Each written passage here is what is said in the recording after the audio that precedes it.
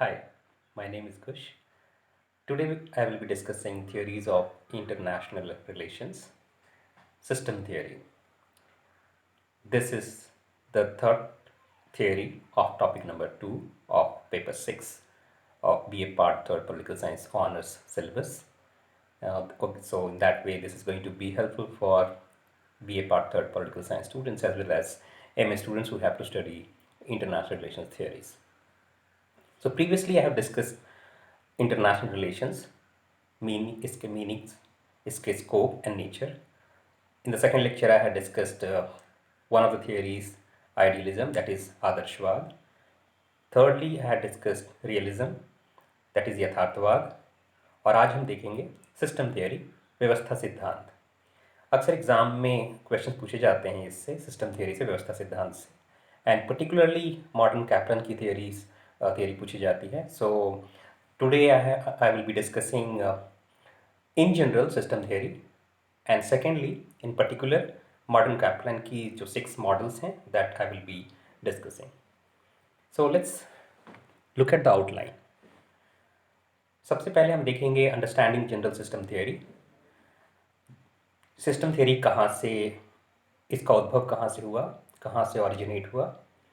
Secondly हम देखेंगे system theory अंतर्राष्ट्रीय राजनीति में कैसे आई और क्या है ये. थर्ड हम देखेंगे मॉडर्न कैप्लन्स की 6 मॉडल्स क्या हैं इंटरनेशनल सिस्टम के, जो कि अक्सर एग्जाम्स में भी पूछे जाते हैं. एंड उसकी फिर हम आलोचना देखेंगे और फिर हम उसका एक असेसमेंट करेंगे, कंक्लूड करेंगे उसे.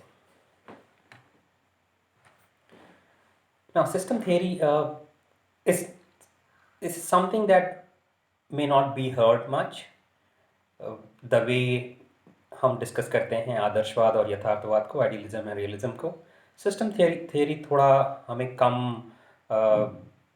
सुनने में आता है, पर्टिकुलरली इंटरनेशनल रिलेशंस में, because of course realism dominant theory है जो हमने लास्ट लेक्चर में देखा था.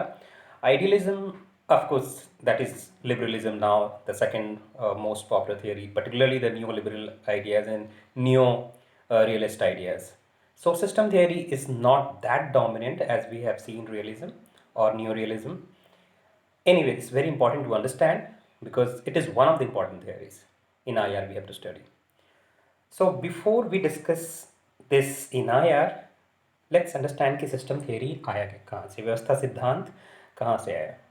सो फर्स्टली इसे फॉर्मुलेट किया था लडविग ने, और ये एक बायोलॉजिस्ट थे जिन्होंने आई गेस 1920s और 30s में उन्होंने इसको एक्सप्लेन किया. और ये बायोलॉजी में उन्होंने इसे एक सिस्टम माना, एक सिस्टम जो कि एक सेट ऑफ एलिमेंट्स जो आपस में इंटरैक्ट करते हैं. सो इसको ऐसे समझते हैं हम, व्यवस्था सिद्धांत. सो एक व्यवस्था है और उस व्यवस्था के अंतर्गत कई सारी उसकी इकाइयाँ होंगी. For example, if we see in biology, जीव विज्ञान में हमें let's consider a human being, a human body. Human body अपने आप में एक व्यवस्था है, एक सिस्टम है. आप जानते हैं इसके बहुत सारे ऑर्गन्स हैं, डाइजेस्टिव ऑर्गन्स हैं, रेस्पिरेटरी ऑर्गन्स हैं. So different organs different function करते हैं, but still there is one system, there is one system. एक व्यवस्था है और वो व्यवस्था ह्यूमन बीइंग के तौर पे हमें सामने दिखता है, एक पर्सन दिखता है, एक इंडिविजुअल दिखता है हमें.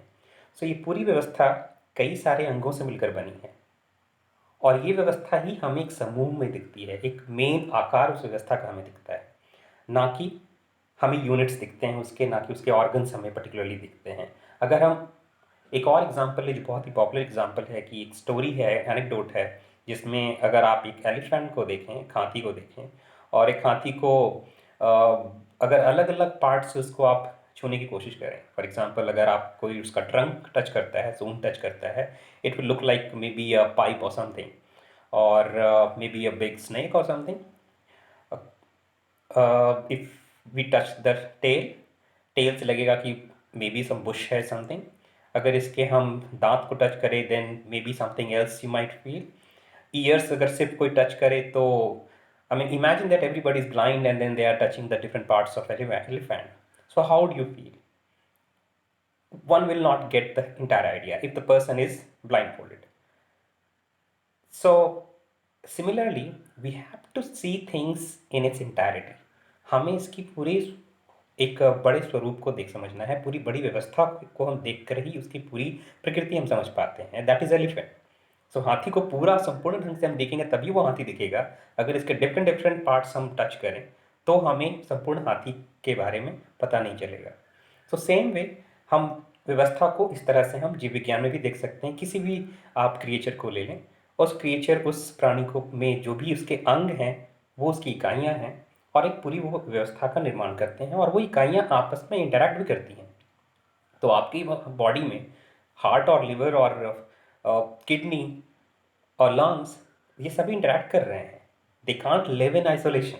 Not a single part of our body can survive in isolation, right? So it is connected. It's one system. So that way it was explained. So as we can see, ये set of elements हैं, set of कह सकते हैं units भी हैं जो आपस में इंटरैक्ट करते रहते हैं, आपस में कनेक्टेड होते हैं, that they form a system. Let's see the next point. So इस तरह से हम देखते हैं इंटरनली एक कंसिस्टेंट पैटर्न होता है जो आपस में एक दूसरे से इंटरैक्ट, एक दूसरे से वो संपर्क कर रहा होता है, एक दूसरे से वो क्रिया प्रतिक्रिया कर रहा होता है। Now particularly in social science यहाँ इसका कैसे उद्भव होता है? ये तो हो गई साइंस की बात। साइंस में तो बात समझ में आती है, नेचुरल साइंस में, चाहे हम बायोलॉजी की बात करें या भी फिजिक्स की भी बात करें।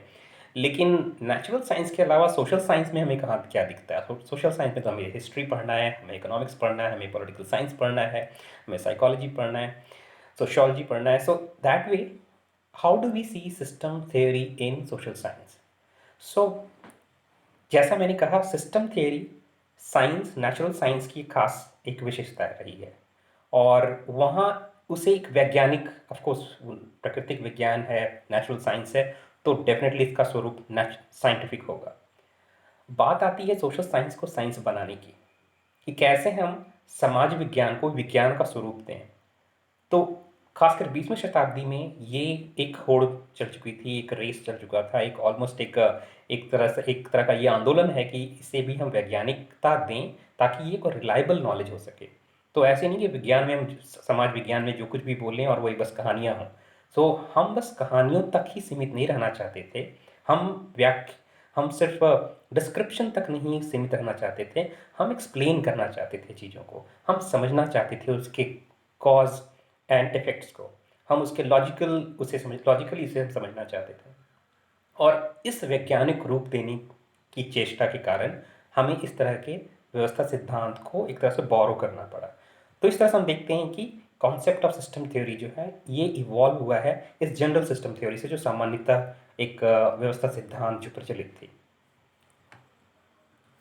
पर्टिकुलरली हम देखते हैं कंपैरेटिव पॉलिटिक्स में सिस्टम थ्योरी की काफ़ी बात होने लगी थी। जब अगर पॉलिटिकल साइंस में आपने पढ़ा होगा, डेविड स्टर्न का नाम आपने सुना होगा, उन्होंने भी काफ़ी इसकी चर्चा की। तो ये कुल मिलाकर व्यवहारवादी जो बिहेवियरल रिवोल्यूशन है, व्यवहारवादी क्रांति है, जो समाज विज्ञान में काफ़ी जोश पकड़ चुका था उस समय। व्यवहार, और जैसा कि आप जानते हैं, व्यवहारवादी क्रांति का उद्देश्य था अब व्यवहार का अध्ययन करना। अब इसके फैक्ट्स और इसके डिफरेंट कंपोनेंट्स को स्टडी करते हुए, इसकी तुलना करते हुए इसे एक रिलायबल नॉलेज का स्वरूप देना राजनीति विज्ञान में।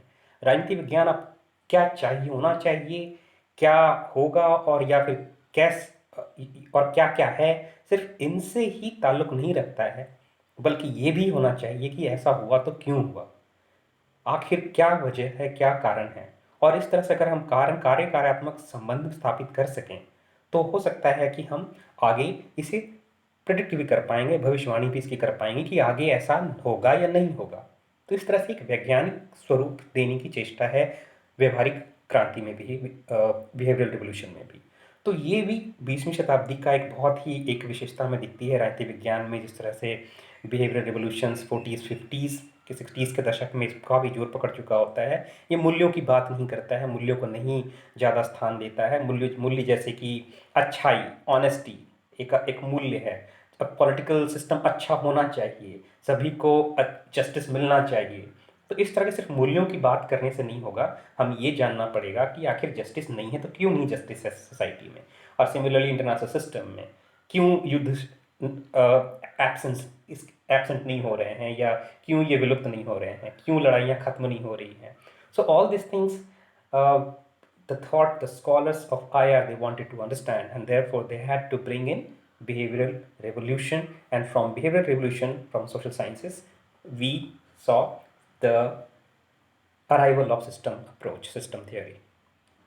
So now what does it focus on? अब हम बात करते हैं system theory, science, natural science, social science international relations में, अंतर्राष्ट्रीय राजनीति में ये आ चुका है. और खासकर जब हम विश्व युद्ध देखते हैं, first world war, second world war, जो प्रीवियस लेक्चर्स में मैंने बात किया था कि फर्स्ट वर्ल्ड वॉर के बाद हम देखते हैं आदर्शवाद का आगमन. आदर्शवाद लेकिन सफल नहीं होता है चीज़ों की व्याख्या करने में, और विश्व जो संस्थाएं हैं उनको सक्सेसफुल उनके फंक्शन में नहीं बहुत सफल हो पाने के कारण, उनकी भविष्यवाणी नहीं कर पाने के कारण द्वितीय विश्व युद्ध भी हो जाता है. और फाइनली हम देखते हैं कि EH कार के द्वारा 20 ईयर्स क्राइसिस की बात होती है, किस तरह से ये क्राइसिस चल रहा था. सारी देश प्रथम विश्व युद्ध से विश्व युद्ध के बीच में किस तरह से लड़ रहे थे, और उसके बाद द्वितीय विश्व युद्ध का आगमन होता है. द्वितीय विश्व युद्ध के होने के बाद फिर से करोड़ों लोग मारे जाते हैं, पूरी विश्व व्यवस्था ही पूरी तरह से बदल चुकी होती है. और वैसे में यथार्थवाद फिर आता है एक्सप्लेन करने के लिए. यथार्थवाद बताता है कि क्या है और क्यों है, इन सब चीज़ों से हमें ताल्लुक़ रखना चाहिए, हमें बताना चाहिए कि ऐसा हुआ तो क्यों हुआ. तो यथार्थ में क्या राज्य हैं, क्यों बिहेव करते हैं जैसे भी करते हैं वो. और वहीं से हम देखते हैं कि सेकेंड वर्ल्ड वॉर से एक और नया तरीका देखने का, अंतर्राष्ट्रीय राजनीति को, अंतर्राष्ट्रीय संबंधों को समझने का एक और नया तरीका सामने आता है व्यवस्था सिद्धांत के रूप में. तो व्यवस्था सिद्धांत कुछ नहीं बल्कि अंतर्राष्ट्रीय व्यवस्था को ही समझने का एक सिद्धांत, एक उपागम है, और जिसका कि मुख्य जो फोकस बिंदु है वो स्ट्रक्चर जो है अंतर्राष्ट्रीय व्यवस्था की. अगर आप इमेजिन करें विश्व के मानचित्र को, तो वर्ल्ड मैप में आपको क्या दिखता है? Let us imagine a globe.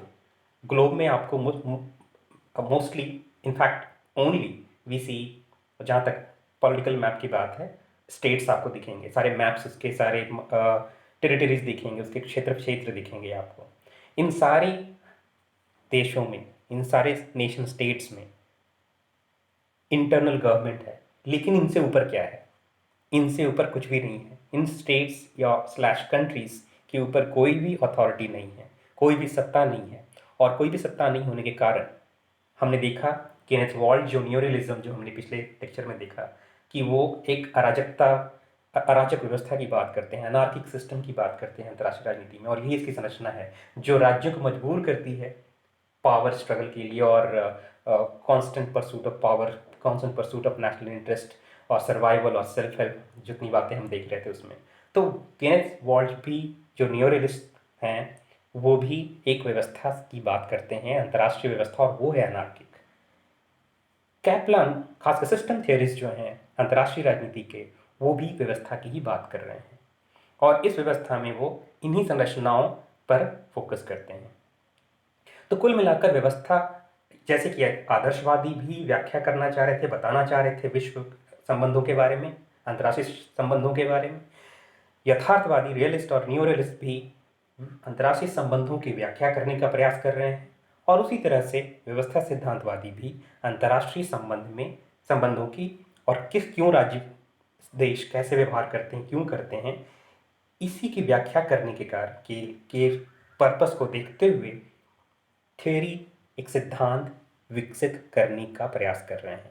एक ऐसा सिद्धांत जो अंतर्राष्ट्रीय राजनीति से जुड़ा हो, और अंतर्राष्ट्रीय राजनीति में कैसे ये सारे जो अंतर्राष्ट्रीय व्यवस्था के जो यूनिट्स हैं, इनकी इकाइयाँ जो हैं, इस पूरी व्यवस्था जो है सभी देशों की, इस देशों की व्यवस्था की जो इकाई हैं कैसे आपस में इंटरैक्ट करते हैं, कैसे एक दूसरे से ये इनका एक्सचेंज होता है इंटरेस्ट का और कॉन्फ्लिक्ट का. ये सारे इंटरैक्शन जिसमें जैसे जो भी रिलेशंस के तौर पे हम जानते हैं, वो आखिर उनका और उन व्यवहारों के पीछे क्या कारण है, वो क्यों कैसा व्यवहार करते हैं, ऐसा व्यवहार करते हैं या जैसे भी करते हैं, कभी कॉम्प्रेशन, कभी कॉन्फ्लिक्ट, कभी वॉर, जो भी हम देखते हैं अंतर्राष्ट्रीय संबंधों में. तो इसी की व्याख्या करने के लिए एक सिद्धांत का निर्माण करने का प्रयास है व्यवस्था सिद्धांतवादियों के द्वारा अंतर्राष्ट्रीय राजनीति में. तो कुल मिलाकर हम ऐसे इसको समझ सकते हैं ना. अब हम देखते हैं कि एक बहुत ही इम्पॉर्टेंट एक थिंकर है मॉर्टन कैपलान, जो कि उन्हें एक लीडिंग स्कॉलर माना जाता है, मेन एडवोकेट माना जाता है सिस्टम थ्योरी का अंतर्राष्ट्रीय राजनीति अंतर्राष्ट्रीय संबंधों में। लेकिन इनके अलावा और भी कई सारे सिद्धांतकार भी हैं जो हम नेक्स्ट स्लाइड में देखेंगे। फिलहाल हम देखते हैं कैसे देखते हैं अंतर्राष्ट्रीय संबंध को व्यवस्थावादी, व्यवस्था सिद्धांतवादी। ये बेसिकली इंटरनेशनल सिस्टम के पर्सपेक्टिव से देखते हैं कि पूरी अंतर्राष्ट्रीय संबंध जो है, जैसा मैंने कहा, एक व्यवस्था है। जैसे कि मैंने आपको कहा नेचुरल साइंस में या बायोलॉजी में आप देखेंगे एक ह्यूमन बॉडी पूरी व्यवस्था है, एक क्रिएचर का एक पूरा व्यवस्था है उसकी, एक लिविंग बीइंग की। वैसे ही अंतर्राष्ट्रीय संबंध भी एक तरह का अंतर्राष्ट्रीय व्यवस्था है। इस व्यवस्था में सिस्टम है, एक सिस्टम। और आप जैसा जानते हैं किसी भी सिस्टम के बिना वो पार्ट्स के सिस्टम हो ही नहीं सकता। कोई भी सिस्टम हो उसके डिफरेंट एलिमेंट्स होंगे, उसके डिफरेंट स्ट्रक्चर होंगे, अरेंजमेंट्स होंगे। ऐसे बिना अरेंजमेंट के, बिना उसके पार्ट्स के कोई सिस्टम होगा ही नहीं। सो सिस्टम की परिभाषा ही हम दे सकते हैं कि डिफरेंट एलिमेंट्स से जो एक पर्पसफुल जो एक हम व्यवस्था देखते हैं उसे हम सिस्टम कहेंगे। नाउ कैप्लन पर्टिकुलरली वो ऐसे बात करते हैं कि जो इंटरनेशनल रिलेशंस है यह मुख्यतः जो अंतर्राष्ट्रीय संबंध है, जितने भी आप देश जानते हैं मैप पे, इन सभी देशों के बीच का जो संबंध है मुख्यतः दो चीज़ों से मिलकर बना है। जैसा कि आप इस बॉक्स में भी देख सकते हैं स्लाइड पे, international relations, one international system है इसमें, और दूसरा है नेशन स्टेट सिस्टम। तो इसको ऐसे इमेजिन करें, फिर से मैं आपको ले जाऊंगा ग्लोब पे। Imagine a globe, political map of world. Political map of world में आपको डिफरेंट कंट्रीज दिख रहे होंगे, नजर आएंगे। सारे कंट्रीज जो हैं जो भी आपस में एक्सचेंज करते हैं, चाहे वो चीन है, भारत है, पाकिस्तान है, अमेरिका है, जर्मनी है, जापान है, यूरोपियन कंट्रीज हों, चाहे south American, north American countries हों, ऑस्ट्रेलिया हो, ऑल दिस कंट्रीज जो इनका आपस में डिफरेंट डायमेंशन में जो रिलेशंस हैं, पॉलिटिकल हो, स्ट्रेटजिक हो, कल्चरल हो, इकोनॉमिक हो, ये सारे डायमेंशंस के रिलेशंस, ये एक इंटरनेशनल रिलेशंस का एक हमें स्वरूप देता है। और ये इंटरनेशनल रिलेशंस का जो स्वरूप है, इसमें वो कैप्लन दो चीज़ें देखते हैं, और ये दो चीज़ है, पहली बात इंटरनेशनल सिस्टम है एक, और दूसरा नेशन स्टेट सिस्टम है। नेशन स्टेट सिस्टम जो कि स्लैश कंट्री जिसे आप जानते हैं, ये सारे देश, तो देश हो गए, और इन सभी देशों से मिलकर बनी हुई एक व्यवस्था, जिसे कि आप कह सकते हैं जीव और उसका शरीर। तो उसके शरीर के जो जीव है, शरीर के जिसके अंग हैं, शरीर के अंग उसके हो गए nation and state system, countries, और पूरा जो जीव है वो पूरा व्यवस्था है, कि बड़ा सा स्वरूप है, ये सिस्टम है, व्यवस्था है ये। और इस तरह से सिस्टम काम करता है। तो अभी तक अगर हम सिस्टम थियोरी को अलग कर दें तो हमें क्या दिखते हैं मैप पे, क्या दिखता है पॉलिटिकल मैप पे? सिंगल स्टेट्स आपको दिखते हैं, राइट। तो अगर आप सिस्टम थियरीज को किनारे कर दें, थोड़ी देर के लिए दूर कर दें, न्यूरियलिस्ट के भी इस व्यवस्था सिद्धांत को, व्यवस्था को, इंटरनेशनल जो अनार्किक स्ट्रक्चर है उसे भी हटा दें, दिमाग से निकाल दें, just simply look at a map. जो पॉलिटिकल साइंस स्टूडेंट नहीं है वो क्या देखेंगे? वो बेसिकली देखेंगे ये इंडिया का मैप है, ये चाइना का मैप है, ये अमेरिका का मैप है। सो इंडिविजुअली हम देखेंगे। सो इसका मतलब वो क्या देख रहे हैं? ओनली नेशन स्टेट सिस्टम देख रहे हैं, ओनली कंट्रीज वो देख रहे हैं, बट उससे बनी हुई जो एक बड़ी कॉम्प्लेक्स जटिल व्यवस्था है वो मिस कर रहे हैं वो। और वो हमें कैप्लन अपने ढंग से दिखाने की कोशिश कर रहे हैं, और बता रहे हैं कि ये बहुत ही इंपॉर्टेंट है समझना कि इनसे, इनके इंटरैक्शन से बनी हुई एक व्यवस्था भी है।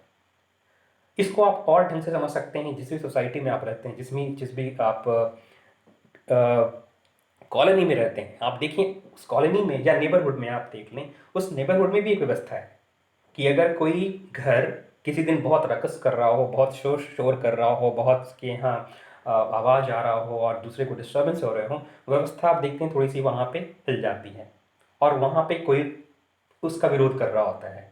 सो एवरीवेयर जहाँ भी हम एक्सचेंज देखते हैं यूनिट्स के, एक व्यवस्था अपने आप में कायम हो जाती है। एक व्यवस्था आप फैमिली के लेवल पे देख सकते हैं। तो जो हम सबके परिवार में जो जितने सारे मेंबर्स हैं, आप उनको यूनिट्स मान सकते हैं, और उन सभी यूनिट से मिलकर बनी हुई व्यवस्था है कि जब कल कोई नेबर से झगड़ा होता है तो पूरा फैमिली एक हो चुका होता है। This is a system. लेकिन बाहर से कोई देखेगा तो उसे लगेगा ये डिफरेंट डिफरेंट फैमिली मेंबर्स हैं। सो दिखता तो ये है यूनिट्स, बट एक हिडन वे में एक सिस्टम क्रिएट हो चुका होता है। सो सिमिलरली इंटरनेशनल रिलेशंस में we see international system and nation state. Now look at it, nation state as the primary actors, ये हम ऑलरेडी देख चुके हैं। Impact of change in the international system on the role of nation state. So जब भी international system में किसी भी तरह का बदलाव आएगा, जब भी कुछ इसमें चेंजेस आएंगे, हर एक राज्य के, हर एक देश की जो रोल है, जो उनकी भूमिका है, वो भी बदल जाएगी।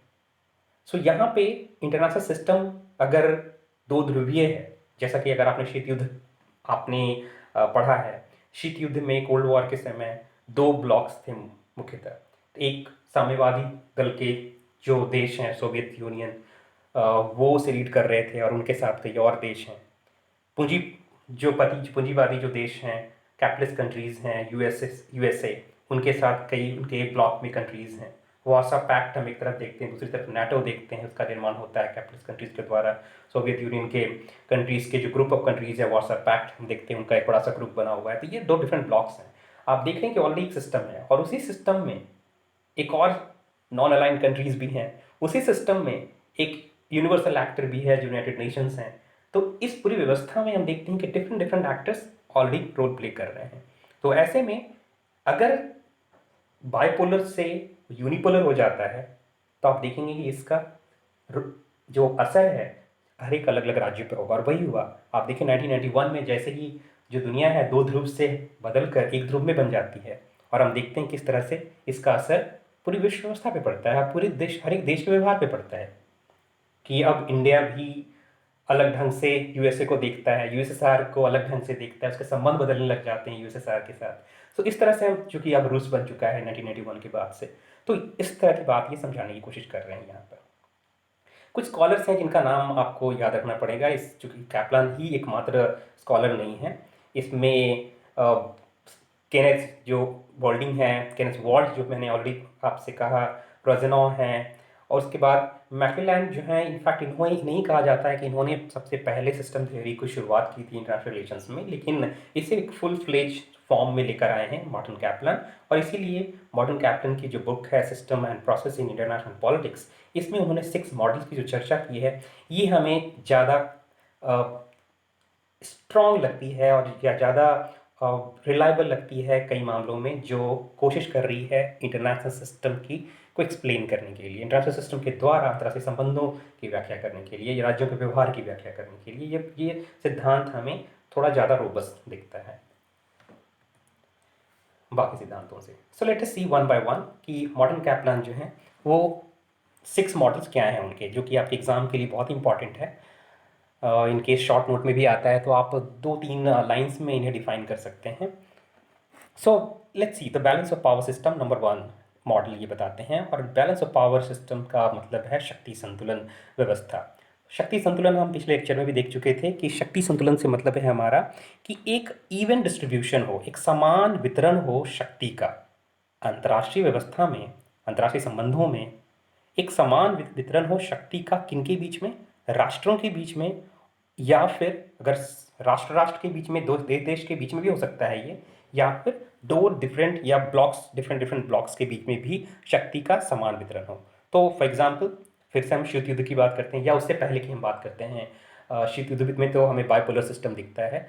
ये व्यवस्था खासकर मानी जाती है कि 18वीं 19वीं या 20वीं शताब्दी के शुरुआत तक हम देखते हैं कि एक बैलेंस ऑफ पावर की व्यवस्था बनी हुई है। अगर बैलेंस ऑफ पावर की व्यवस्था नहीं होती तो हमें विश्व युद्ध और पहले ही दिखता। तो अगर आप देखें कि जो विश्व युद्ध, प्रथम विश्व युद्ध के समय तक दो डिफरेंट डिफरेंट ग्रुप्स बढ़ चुके थे, जिन्होंने फिर फर्स्ट वर्ल्ड वॉर की शुरुआत भी की। तो चाहे वो इटली हो, ऑस्ट्रिया हंगरी हो, जर्मनी, जैसा आप जानते हैं ये सब अपने एक ग्रुप में थे। दूसरी तरफ हम देखते हैं फ्रांस, ब्रिटेन, सोवियत यूनियन, ये दूसरे ग्रुप में हैं। और ये सारे जो ग्रुप्स हैं ये कहीं ना कहीं दूसरे सब, ये सारी ग्रुप ऑफ कंट्रीज जो यूरोप में पर्टिकुलरली हैं, ये सभी एक दूसरे को बैलेंस कर रहे हैं। ऐसा कोई भी ब्लॉक नहीं है जो बहुत ज़्यादा पावरफुल हो गया है, क्योंकि अगर ऐसा इतना हो चुका है पावरफुल कि वो अपने विल को दूसरे पे इम्पोज करे, द मोमेंट ऐसा होता है तो आप देखते हैं वॉर की सिचुएशन आ जाती है। तो शक्ति का संतुलन बना रहना चाहिए। दो दो फॉर एग्जांपल अब सोवियत यूनियन और आप यूएसए को ले लें, शक्ति अगर एक की बहुत बढ़ जाती है और एक का नीचे घट जाता है, तो आप देखते हैं एक की मोनोपोली हो जाती है, जो कि आप यूनिपोलर वर्ल्ड में देखते हैं जैसे सोवियत संघ का विघटन होता है। सेम आप देख सकते हैं अभी के समय में चाइना और यूएस से एक तरह का शक्ति का संतुलन का काम ऑलरेडी चल रहा है कि कोई एक नेशन जो है बहुत ज़्यादा ताकतवर ना हो जाए। तो सिमिलरली शीत युद्ध के समय या उसके पहले के समय में, जब फर्स्ट वर्ल्ड वॉर के पहले के समय में जो डिफरेंट डिफरेंट अलाइंसेस बन रहे थे, ये सभी में एक तरह का इवन डिस्ट्रीब्यूशन, एक समान वितरण हो शक्ति का, और ना भी हो तो उसे बनाए रखने की कोशिश में नेशंस लगे रहते हैं ताकि हम एक कंट्री का दबदबा ना बन सके। तो इस तरह की मॉडल की बात करते हैं। उनका मानना है कि एक व्यवस्था तो ऐसी हो सकती है इंटरनेशनल सिस्टम की ना। दूसरा वो कहते हैं कि लूज बाइपोलर सिस्टम जिसे वो कहते हैं, और इस लूज बाइपोलर सिस्टम में ये तब होता है जब जो ईच ब्लॉक में या ईच अलाइंसेस में कम से कम एक ऐसा स्टेट होगा जो डोमिनेट करेगा या फिर सुपर पावर होगा। सो लूज बाइपोलर सिस्टम में दोनों में अगर दो ब्लॉक्स हैं या जितने भी ब्लॉक्स हैं तो उसमें एक सुपर पावर होगा और वो डोमिनेट कर रहा होगा। लेकिन इसकी खास विशेषता ये है कि इसमें लूज होने के कारण इसमें स्पेस होता है बाकी के स्टेट्स के पास कि वो किस ब्लॉक में जाना चाहते हैं। तो चाहे वो नेटो में जाना चाहें या वार्सो ब्लॉक में जाना चाहेंगे वो, या फिर हम नॉन अलाइंड नेशंस की बात कर लें, वो नॉन अलाइंड में रहना चाहते हैं। तो ऐसे भी हमें एक्टर्स दिखते हैं। तो इस तरह से इसे हम लूज बाइपोलर सिस्टम कहते हैं। तो बाइपोलर तो है, दो ध्रुव हैं, दो ब्लॉक्स हैं इसमें, लेकिन ब्लॉक्स में एक एक कंट्री उसको लीड कर रहा होगा उसे, जैसे सोवियत यूनियन कम्युनिस्ट ब्लॉक को, दूसरी तरफ कैपिटलिस्ट ब्लॉक जो है उसे यूएसए लीड कर रहा होगा। और स्टिल आप देखते हैं कई सारे कंट्रीज शिफ्ट कर रहे होते हैं यहाँ से दूसरे में। और जैसे चाइना और आप सोवियत यूनियन को देख लें, शुरुआत में इन दोनों में दोस्ती होती है, बाद में वो उनसे थोड़े चाइना दूर होता है और यूएसए के करीब थोड़ा होता है। तो इस तरह से हम देखते हैं कि ये शिफ्टिंग चल रहा होता है। और साथ में हम एग्जिस्टेंस देखते हैं नॉन अलाइंड कंट्रीज़ का भी, जिसे आप गुटनिरपेक्ष देश के नाम से भी जानते हैं। लेकिन उसी की दूसरी तरफ टाइट बाइपोलर सिस्टम है जिसमें कि दो ध्रुवीय व्यवस्था होगी, लेकिन वो इतना टाइट होगा कि इसमें ब्लॉक्स में अडेयर करना ही करना है कंट्रीज़ को, और वो अगेन सुपर पावर के द्वारा लीड किया जाएगा बाइपोलर सिस्टम में हर एक ब्लॉक, और उस ब्लॉक में स्टेट्स को उनके साथ स्टिक करना है। तो काफ़ी स्ट्रिक्ट होता है और इसमें लूजनेस की गुंजाइश नहीं होती है। थर्ड हम देखते हैं यूनिवर्सल सिस्टम। यूनिवर्सल सिस्टम को बहुत ही आइडियलिस्ट एक कॉन्सेप्शन माना गया है, एक तरह का वर्ल्ड गवर्नमेंट। आप इमेजिन करें कि मैप पे अगेन आपको सारे स्टेट्स दिखते हैं, कंट्रीज़ दिखते हैं, लेकिन ये कंट्रीज़ पावरफुल ना हो, जैसे आज भारत है, चीन है, यूएसए है, ये सारे कंट्रीज़ काफ़ी पावरफुल कंट्रीज़ हैं। और अगर वर्ल्ड गवर्नमेंट हो जाता है तो यूनाइटेड नेशंस, आपको पता होगा कि एक विश्व व्यवस्था है, लिबरल जो आइडियाज़ हैं, आइडियलिस्ट थियोरी में हमने पढ़ा भी था कि विश्व जो संस्थाएं हैं ये, तो इसे यूनिवर्सल एक वर्ल्ड गवर्नमेंट भी माना जाएगा। एक यूनिवर्सल सिस्टम इससे क्रिएट होगा जिसमें कि वॉर की कोई जगह नहीं होगी, किसी तरह का भय नहीं होगा युद्ध से जुड़ा हुआ। और वैसे में यूनाइटेड नेशन जैसी संयुक्त राष्ट्र संघ जैसी जो एजेंसी है, ये एक हायर अथॉरिटी मानी जाएगी और किसी भी तरह के वॉर को रोकने के लिए ये काफ़ी होगी, और पीस की एक स्थापना की जाएगी। तो बड़ा ही आदर्शवादी लगता है, बड़ा ही एक इमेजिनरी लगता है, जो कि हमें बहुत संभव दिखता है नहीं कि स्टेट्स अपना अहंकार ऐसे ही त्याग देंगे, because we know that states are egoist and we have seen that. अगर आप अपने अनुभव को से ही देखें तो अभी तक ऐसी कोरोना वायरस केस, अभी इस पैंडेमिक के समय भी आप देखें डब्ल्यू की क्या भूमिका है, उसके बाद यूनाइटेड नेशंस की क्या भूमिका रह रही है। तो ऐसे समय में हम देखते हैं स्टेट्स और मजबूत होकर सामने आते हैं। और एनीवे तो नेक्स्ट जो व्यवस्था की बात हो रही है जिसमें है हायरार्किकल सिस्टम, एक तरह का पद सोपानी व्यवस्था, जिसमें पद सोपान का मतलब, डेफिनेटली पद सोपान का मतलब ही आपने देखा होगा। आप जहाँ पे देखते हैं फ्लैग होस्टिंग होता है, फ्लैग होस्टिंग में जो नीचे सीढ़ीनुमा रचना है, आप देखें किस तरह से ऊपर छोटा और नीचे वो फैलता जाता है। तो ऊपर छोटा होने का मतलब ही है कि सबसे ऊपर एक या दो या कम जो लोग होंगे वो उसमें शासन कर रहे होंगे। So in this case hierarchical system जो अंतर्राष्ट्रीय संबंधों की होगी, उसमें कोई एक ऐसा एक्टर होगा, एक ऐसा स्टेट होगा जो पावरफुल स्टेट बन जाएगा और वो सारी शक्तियां अपने में शामिल कर लेगा। और वैसे में एक तरह का, जैसे आप साम्राज्य पहले समझते थे, उस तरह की यहाँ पे एक फीलिंग आएगी। और बाकी सारे जो स्टेट्स हैं, बाकी सारे जो देश हैं, वो बस प्रोविंसेस की तरह रह जाएंगे और उनकी कैपेसिटी, उनकी जो शक्ति है सारी लगभग इनके अंडर आ जाएगी, जो एक सबसे शक्तिशाली उस पदसोपान में सबसे जो ऊपर का देश होगा। और इस तरह से इसे हम कहते हैं कि एक तरह की पदसोपान वहाँ पे निर्मित होगा। तो ये भी एक इमेजिनरी सिस्टम है। इस तरह का सिस्टम हमें अभी तक देखने में नहीं आया है कि सारे देशों की शक्तियाँ एकदम बिल्कुल गायब हो गई हों और एक बहुत ही शक्तिशाली देश रहा हो। इवन यूनिपोलर पोलर वर्ल्ड में भी हम देखते हैं कि यूएसए शक्तिशाली रहा है, लेकिन फिर भी बाकी देश भी साथ साथ उभर रहे हैं। मल्टीपोलर सिस्टम की ओर हम जा रहे हैं, ऐसा कहते हैं। और आखिर में हम देखते हैं द यूनिट वीटो सिस्टम, जिसमें कि एक ऐसी व्यवस्था होगी अंतर्राष्ट्रीय संबंधों में जहाँ पे सभी देश जो हैं, सभी राज्य जो हैं, उनके पास ऐसी सत्ता होगी, ऐसी ताकत होगी जो दूसरे को वो ख़त्म कर सकें। तो इमेजिन करें सभी देशों के पास अगर न्यूक्लियर वेपन मिल आ जाए तो क्या होगा। वही होगा जो आप देख रहे हैं पाकिस्तान और इंडिया के साथ अभी हो रहा है कि दोनों देश अब वैसे कन्वेंशनल वॉर की ओर नहीं जा रहे हैं जो परंपरागत ढंग से युद्ध लड़े जाते थे। वैसे ही आप चीन और भारत को देख लें, चीन शक्ति में बहुत ज़्यादा है हमसे आगे, फिर भी भारत के पास न्यूक्लियर वेपन है, चीन के पास न्यूक्लियर वेपन है। तो हम अब कल्पना नहीं कर सकते हैं 1962 जैसे फिर से वॉर होने की। ठीक उसी तरह से आप देखें पूरे शीत युद्ध के समय में सोवियत यूनियन और अमेरिका के पास पूरा खजाना था न्यूक्लियर वेपन्स का, लेकिन दो देश कभी भी सामने सामने नहीं आते हैं लड़ाई करने के लिए। अगर यही स्थिति सभी देशों के साथ आ जाए, सभी देशों के पास न्यूक्लियर वेपन आ जाए, तो वैसे में हम यूनिट वीटो सिस्टम करेंगे, सभी एक दूसरे को रोक रहे होंगे, सभी एक दूसरे को खत्म करने की वहाँ पर संभावना होगी और सभी अपने आप में लेथल होंगे। तो ऐसी जो कल्पना है, इस तरह की व्यवस्था न्यूक्लियर एज में ही आ सकती है जहाँ पे सभी के पास न्यूक्लियर वेपन होंगे अंतर्राष्ट्रीय राजनीति में।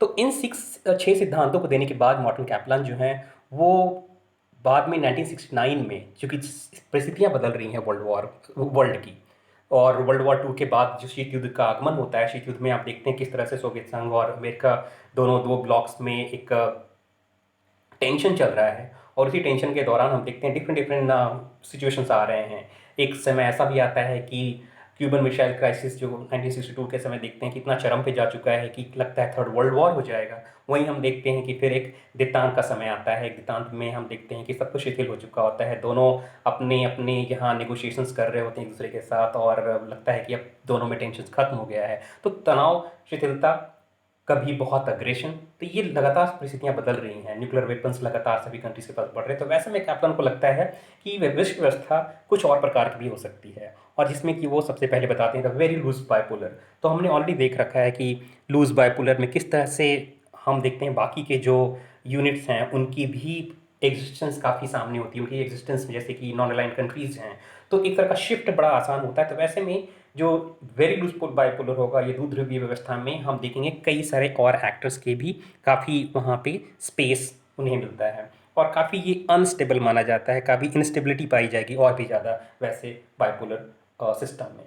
फिर हम देखते हैं द डिटेंट में देखते हैं, जिसे हम देतांत भी कहते हैं, तनाव शिथिलता भी कहते हैं, कि ऐसा सिस्टम आएगा, ऐसा इंटरनेशनल सिस्टम होगा जिसमें कि दोनों कंट्रीज नेगोशिएशंस के द्वारा एक तरह की शांति व्यवस्था होगी, एक तरह का टकराव वहाँ पे कम होगा, ऐसी व्यवस्था भी होगी। द अनस्टेबल ब्लॉक, जहाँ पे बिल्कुल किसी तरह की स्टेबिलिटी नहीं पाई जाएगी, बहुत सारे इंस्टेबिलिटी पाई जाएगी वहाँ पे, और जो कि बहुत ही कम समय के लिए वो ऐसा मानते हैं, और अगेन ये इमेजिनरी ही लगता है। The incomplete nuclear diffusion system, जिसमें कि बहुत सारे कंट्रीज़ के पास, फॉर एग्जांपल 15-20 कंट्रीज़ के पास न्यूक्लियर हैं, वेपन्स हैं, तो एक वैसी व्यवस्था की भी कल्पना करते हैं। तो फिलहाल मुख्यतः ये जो 6 हम देखते हैं सिस्टम्स, ये हमें ज़्यादा अच्छे से हमें याद रखना है, ताकि फिर हम एग्ज़ाम्स में इसे आपको ज़्यादा एक्सप्लेन करने की ज़रूरत पड़ेगी। और साथ में अगर पर्टिकुलरली 6 मॉडल्स की बात होती है तो भी आप इन 4 की बस एक एटलीस्ट मेंशन कर सकते हैं इसे आप। सो फाइनली हम देखते हैं कि क्या हम आलोचना कर सकते हैं मॉर्टन कैप्लान के इस व्यवस्था सिद्धांत की, जो अंतर्राष्ट्रीय संबंधों में राज्य के व्यवहार की व्याख्या करने का प्रयास कर रहे हैं। अगर आप मॉडल्स को देखें तो आपको लगता है कि ये जो क्लासिफिकेशन है, जो वर्गीकरण इन्होंने किया है, ये किसी कोई आधार नहीं लगता है इसका। जैसे कि आप देखें रियलिस्ट किस तरह से मानव स्वभाव की व्याख्या करते हैं, और उसके बाद अंतर्राज्यों के बारे में कहते हैं कैसे वो इगोइस्ट होते हैं, कैसे ये सेल्फ हेल्प और सर्वाइवल की बातें करते हैं, तो बहुत ही करीब लगता है व्याख्या के। लेकिन हम मॉडर्न कैप्लान की वर्गीकरण जो है इनके मॉडल्स की, उसके बारे में हम ये नहीं कर सकते। बड़ा सामान्य लगता है और बड़ा ही एक आर्बिट्ररी लगता है। आर्बिट्ररी यहाँ पे एक उन्होंने जैसे बिना किसी रोक टोक के एक स्वच्छंद रूप में कुछ भी उन्होंने एक व्यवस्था बना दी है और एक मॉडल तैयार कर दिया है, जिसका कोई आधार नहीं, जिसकी कोई ऑथेंटिसिटी नहीं दिखती है। फॉर एग्जांपल कई सारे आपको उसमें काल्पनिक दिखेंगे। सो कई सारे सिस्टम जो हैं बिल्कुल कल्पना वाले दिखते हैं, एब्स्ट्रैक्ट दिखते हैं, उसका हमें वास्तविकता में अंतर्राष्ट्रीय संबंध में हमें उस अभी तक हमें दिखा भी नहीं हो। अगर हम फर्स्ट 2 की बात करें तो डेफिनेटली हमें फर्स्ट जो है बाइपोलर सिस्टम, यस हमें दिखता है। थोड़ा कुछ हद तक हम लूज बाइपोलर सिस्टम भी देखते हैं। So balance of power loose bipolar system तक तो हमें समझ में आता है, लेकिन कई सारे जो यूनिवर्सल इंटरनेशनल सिस्टम है, हायरार्किकल हैं, ये सब हमें बिल्कुल कल्पनावादी लगते हैं। सो कई बार इसे क्वेश्चन भी किया गया है, खासकर वर्तमान विश्व व्यवस्था की बात करें जब हम देख रहे हैं कि अब खासकर इस पैंडेमिक के समय देखें किस तरह से चाइना और यूएस में एक टसल चल रहा है। चाइना कहीं ना कहीं हमें यूएस को एक चुनौती देता हुआ दिख रहा है। वैसे वर्ल्ड ऑर्डर में कहाँ हम रख पाते हैं मार्टिन कैप्लन की व्यवस्था सिद्धांत को, तो ये अपने आप में बहुत ही बड़ा क्वेश्चन खड़ा करता है। थर्ड, हम आलोचना कर सकते हैं कि इन्होंने सबसे इंपॉर्टेंट फैक्टर जो है डोमेस्टिक फैक्टर्स, जो स्टेट्स के विदिन होती है, राज्य के अंदर होती है, देश के अंदर जो चल रहा होता है, उस फैक्टर को तो कहीं बिल्कुल ही नज़रअंदाज करते हैं। जो कि राज्य क्यों व्यवहार करता है, कैसे व्यवहार करता है, क्या करता है, इसको बहुत हद तक ये निर्धारित करते हैं। उसका बेहतरीन एग्जाम्पल आप देख सकते हैं चीन में, नॉर्थ कोरिया में, हिटलर के आप जर्मनी में हम देख सकते थे। तो इस तरह से डोमेस्टिक फैक्टर्स को लगभग ये नगण्य मानते हैं और पूरी तरह से व्यवस्था पे ज़्यादा फोकस इनका दिखता है, बल्कि देश के अंदर की इकाइयों पर उतने नहीं। उसके बाद हम देखते हैं ये समवेयर व्याख्या करने में सफल नहीं रह पाया है उतना। अगर मैं बात करूं यथार्थवाद की और नव यथार्थवाद की, तो आप देखें किस तरह से हमें लगता है खासकर नव यथार्थवादी जो हैं कई हद तक हमें दिखता है कि वो अंतर्राष्ट्रीय घटनाओं की व्याख्या करने में सफल हुए हैं। वो बता पाए कि कोल्ड वॉर में क्या हो रहा है, क्यों हो रहा है, कैसे हो रहा है, क्यों जो दोनों ब्लॉक्स हैं, खासकर दो कंट्रीज जो हैं, स्टेट्स हैं, ये क्यों पावर हंग्री हो रहे हैं।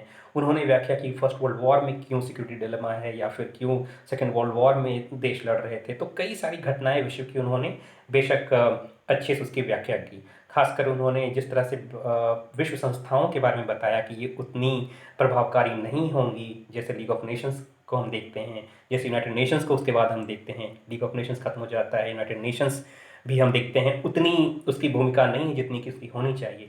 तो यथार्थवादी जो रियलिस्ट हैं वो व्याख्या के हमें ज़्यादा करीब दिखते हैं नव यथार्थवादी। और बहुत हद तक अगर आप उदारवादियों को देखें, खासकर नव उदारवादी, जिस तरह से उन्होंने बात की कि किस तरह से, ये आपको सिलेबस में नहीं पढ़ना है बट फिर भी मैं थोड़ी सी चर्चा कर दूं इसकी, कि नव उदारवादी जो हैं वो ठीक ऑपोजिट यथार्थवाद के, वो सहयोग की बात करते हैं अंतर्राष्ट्रीय व्यवस्था में, कि जो देश हैं ये सिर्फ conflict, power struggle, self help और सर्वाइवल की ही बात नहीं करते, नेशनल इंटरेस्ट के ही परसू करने वाले नहीं होते हैं, बल्कि ये कॉपरेट भी करते हैं और ये आपस में एक वर्ल्ड ऑर्डर क्रिएट करना चाहते हैं जिसमें इकोनॉमिक जो कंडीशंस होंगे, इकोनॉमिक जो डायमेंशंस होगा वो बहुत ही स्ट्रांग होगा। और आप देखें ग्लोबलाइजेशन कितना बड़ा उदाहरण रहा है इस उदारवाद का। दूसरा, किस तरह से सोवियत संघ का विघटन होता है और देखिए फिर से शीत युद्ध की समाप्ति, और हम देखते हैं कि डिफरेंट कंट्रीज जो हैं इकोनॉमिकली एक दूसरे पर निर्भर होते जा रहे हैं। खासकर आप देखें भारत चीन के संबंध को लेकर ही, कि चाहे जितने भी बोन ऑफ कंटेंशंस रहे हों, बॉर्डर इश्यूज रहे हों, चाहे मैरीटाइम इश्यूज रहे हों, ये हम देखते हैं कि कितने सारे चाइनीज़ गुड्स इंडिया में हैं, कितने सारी कंपनीज जो हैं भारत की चाइना में भी हैं। तो इस तरह से हम देखते हैं कि आर्थिक एमएनसीज आप देख लें, मल्टीनेशनल जो कंपनीज हैं वो पूरे विश्व में, टाटा हो, चाहे अदानी हो, या फिर मित्तल हो, ये सभी रिलायंस हो, ये सभी कंपनीज, या सिमिलरली जो आपके मैकडी हो, जैकमा हो चाहे चाइना के, या फिर बिल गेट्स हों यूएसए के, ये सारे एक दूसरे के एमएनसी जो हैं पूरे विश्व में अपना एक नेटवर्क फैला चुके हैं। सो इस तरह से हम उदारवादी को भी देखते हैं, बहुत हद तक व्याख्यान की हमें करीब दिखती है। लेकिन सिस्टम थियोरी को उस हद तक एक्सप्लेन करने में, ये सिस्टम थियोरी व्यवस्था अंतर्राष्ट्रीय संबंधों को एक्सप्लेन करने में, और चूंकि एक्सप्लेन करने में सक्षम नहीं रहा है उस हद तक, इसलिए ये प्रिडिक्ट भी नहीं कर पाया अंतर्राष्ट्रीय घटनाओं को, और ये इसके लिए बहुत बड़ी चुनौती मानी गई है, और इसीलिए इतनी पॉपुलैरिटी इससे मिली नहीं जितनी कि बाकी सिद्धांतों को मिला। तो इसकी बहुत स्तर पर आलोचनाएं की गई हैं। एब्स्ट्रैक्ट आइडिया जो हम पहले ही देख चुके हैं, बहुत एक दूर रही है रियलिटी से, और हम कई बार इसे देखते हैं कि ये कल्पना करके चलती है और यथार्थ से कहीं दूर दिखती है। लेकिन फिर भी हम निष्कर्ष तक कर सकते हैं कि व्यवस्थावादी ये अपने आप में बहुत ही एक इम्पॉर्टेंट सिद्धांत है। खासकर हम इसकी इसकी हम अच्छाई इस बात में भी देखते हैं कि इसने एक स्टैंड प्रदान किया है बाकी के थ्योरीज के लिए। तो कोई भी थ्योरी जब होती है, भले ही वो अपने आप में कंप्लीट ना हो, बट वो एक बेस तैयार करती है आने वाले थ्योरीज के लिए, एक स्पेस देने के लिए, और उन्हें एक प्लेटफॉर्म प्रदान करती है। तो डेफिनेटली हम और कई स्तर पर हम देखते हैं कि इसने अंतर्राष्ट्रीय संबंधों को समझने का एक हमें वैज्ञानिक स्वरूप प्रदान करने की कोशिश की है, और इसके बेसिस पे कई और भी आगे अध्ययन अभी किए जा रहे हैं। तो इसे हम पूरी तरह से खारिज नहीं कर सकते हैं, इसका कंट्रीब्यूशन इंटरनेशनल रिलेशंस में डेफिनेटली रहा है। तो इस तरह से हम इसे एक सम अप कर सकते हैं। आपके लिए कुछ इंपॉर्टेंट रिसोर्सेज मैंने यहाँ पे मेंशन किए हैं। आप खासकर आप देख सकते हैं, इग्नू नोट्स भी आप कंसल्ट कर सकते हैं। कुछ इंपॉर्टेंट ओरिजिनल टेक्स्ट भी हैं, चाहे मॉर्टन कैप्लन की किताब हो या केन्स वॉल्ट की हो, आप इसे रेफर कर सकते हैं। सो ओवरऑल एग्ज़ाम में आई थिंक जिस तरह भी क्वेश्चंस आते हैं, with this notes at least you'll be able to handle a few questions, and rest you will have to do self study. So we'll discuss next topic soon. So all the best. As an acknowledgement, I have used some of the materials while preparing this PPT, so that's why I have put them in references. Thank you.